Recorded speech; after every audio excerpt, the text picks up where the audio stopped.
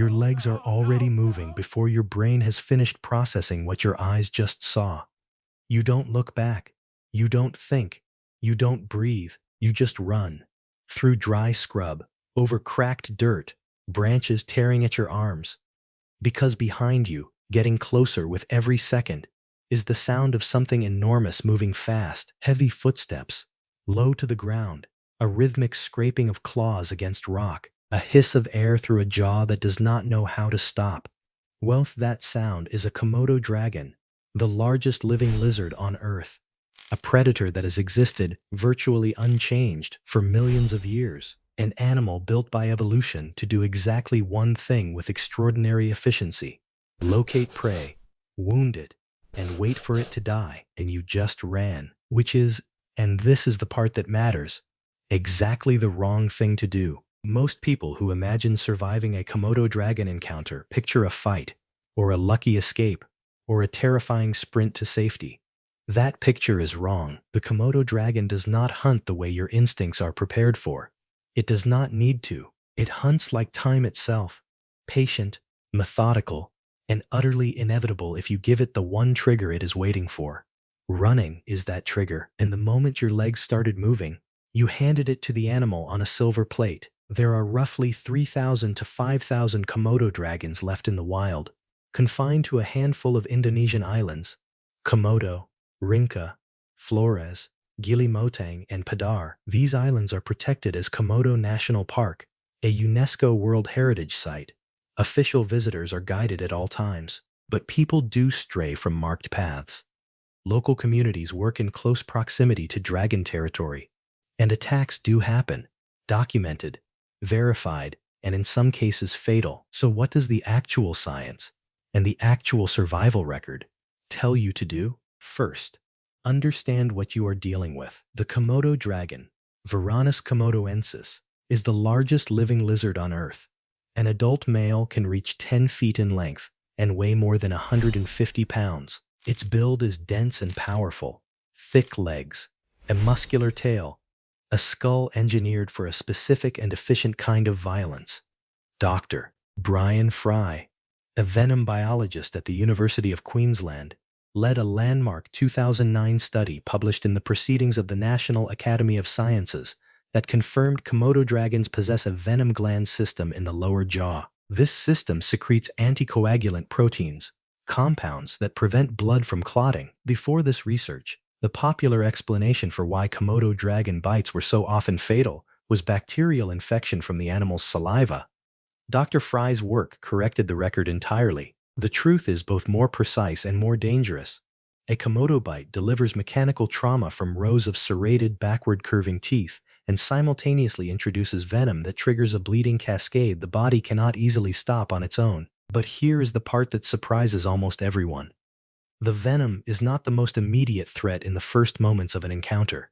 The most immediate threat is your own instinct to run. Komodo dragons are classified as ambush predators, but they are fully capable pursuit predators when prey flees. A Komodo dragon can reach speeds of up to 12 miles per hour in short explosive bursts. You, suddenly aware of the danger, stumbling backward through dense undergrowth, are considerably slower than you believe yourself to be. And the moment you run, the moment your body overrides your judgment, you trigger the exact predatory response you are desperately trying to avoid. The chase begins. And in a chase through dry scrub and low forest, the dragon has the advantage. So picture exactly this. You are on Rinca Island, 3 miles from the ranger station. You took a side path off the marked trail because the terrain looked passable and the distance felt manageable. The air is hot and dry.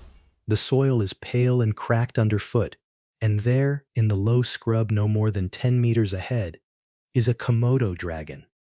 Large, adult, motionless, except for that tongue, flickering in and out, reading the chemical information your body is broadcasting in real time. What does every nerve in your body want to do? Run. Every single one of them is voting for it. What do you actually do? You stand still. The official ranger safety protocols for Komodo National Park are consistent and specific on this point. Do not run. Stand your ground. Raise your arms above your head to increase your apparent size. Maintain direct eye contact with the animal. Make noise, a firm, loud, controlled voice, not a scream of panic. Screaming signals distress and vulnerability.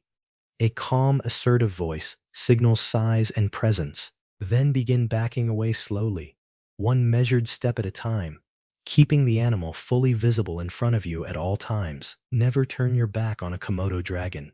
Never. Move toward open terrain whenever it is available. Open ground is your advantage. The dragon hunts most effectively in concealment. Low scrub, tall dry grass, thick undergrowth where it can close distance before being seen. In open terrain, you have full visibility, room to maneuver, and the dragon must cross exposed ground to reach you. That asymmetry matters. In 2007, a documented attack on a local fisherman on Rinca Island illustrates exactly how quickly the biochemical consequences escalate once a bite has occurred. The fisherman had fallen asleep in a tree while resting near the shoreline. He was bitten on the leg as he climbed down, before he had any opportunity to react or move away.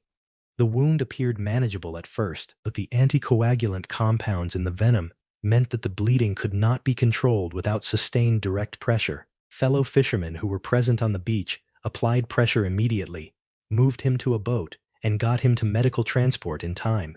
He survived. The critical element in that survival was not physical strength. It was not speed. It was the presence of other people who could manage the wound during the time it took to reach a hospital.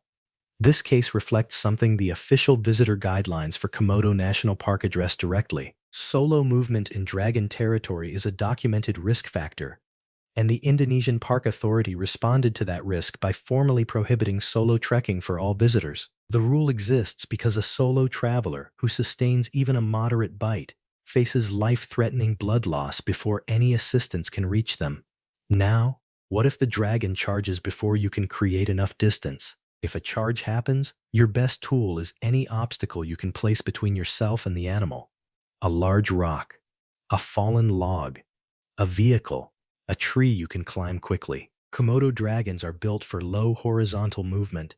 They are not designed to navigate vertical surfaces or pursue prey efficiently over obstacles. Getting yourself above the animal's natural strike zone buys you time and disrupts the attack sequence. If you are carrying a trekking pole, a walking stick, a backpack, or anything with reach and mass, use it.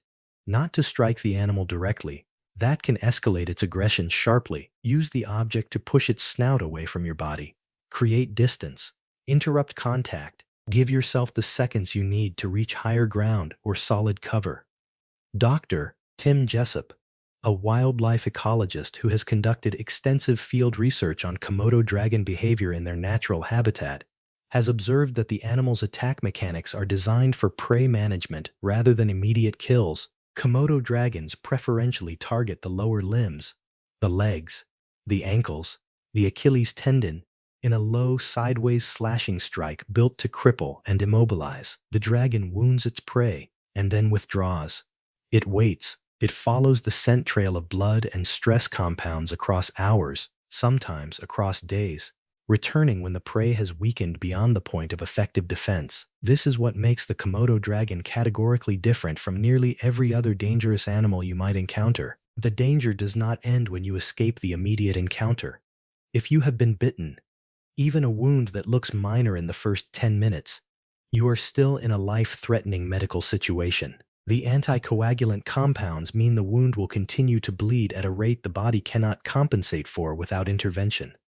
Treatment requires sustained direct pressure, hospital care, wound irrigation, and in serious cases, monitoring for systemic blood loss. Any bite from a Komodo dragon must be treated as a medical emergency. The priority after any contact is to control bleeding immediately and reach a hospital as quickly as possible. A bite that is dismissed as minor has contributed to at least one documented fatality. There is a truth embedded in all of this that extends well beyond the island. Most of the animals that kill people in the wild do it in a single explosive moment. A tiger's strike takes a fraction of a second. A venomous snake's bite delivers its payload before your nervous system has registered the movement. The encounter is violent and immediate, and it ends one way or another in seconds.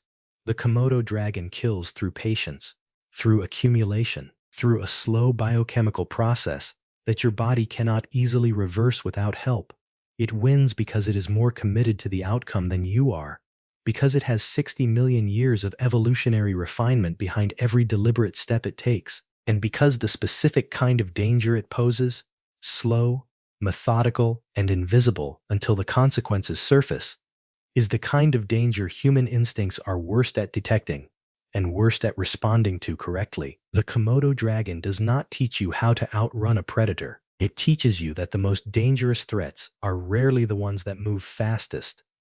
They are the ones that are patient enough to follow and patient enough to wait. No, no, no, no, no. Your legs want to move. Every instinct you have is screaming at you to run.